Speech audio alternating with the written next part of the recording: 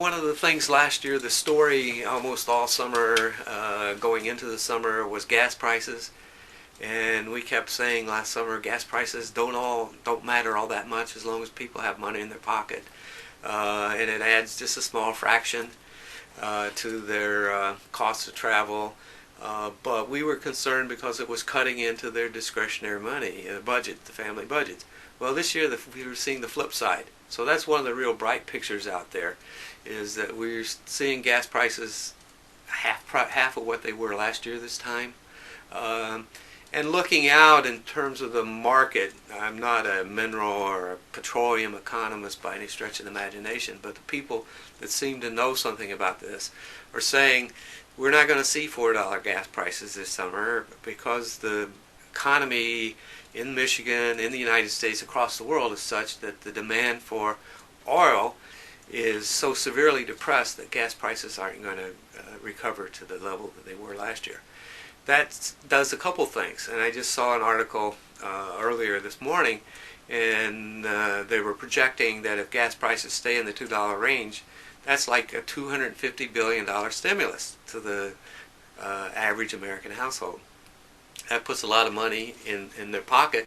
This year, we basically are saying we're in a different world. The pendulum has swung from being an era of irrational exuberance to being irrationally pessimistic.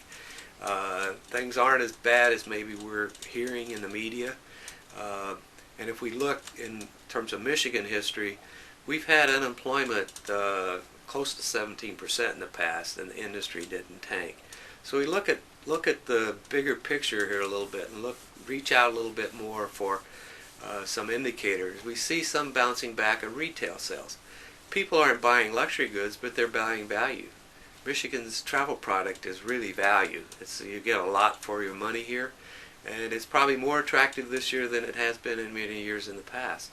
So I think there is an outside chance that we'd actually do pretty well this year.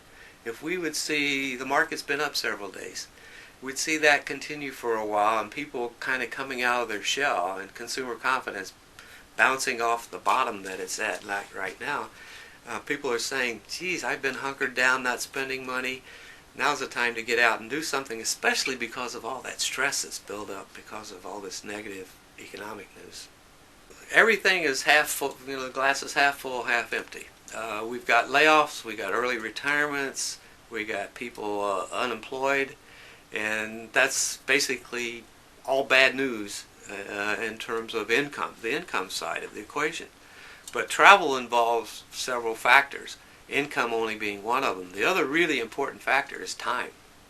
This year people have time. It's maybe enforced leisure, but people will have more time than they have in the past.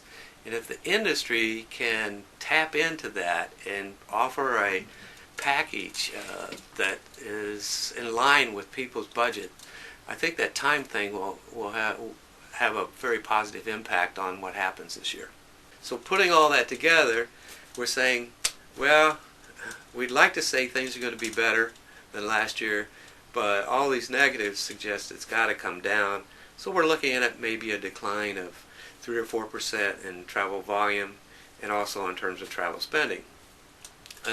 Compensating for that a little bit, we expect travel prices to go down 1% or 2%. If gasoline prices stay down, like in the $2 range that they're at now, we could see a 4 or 5% decline in prices, which will make Michigan's travel product even more affordable.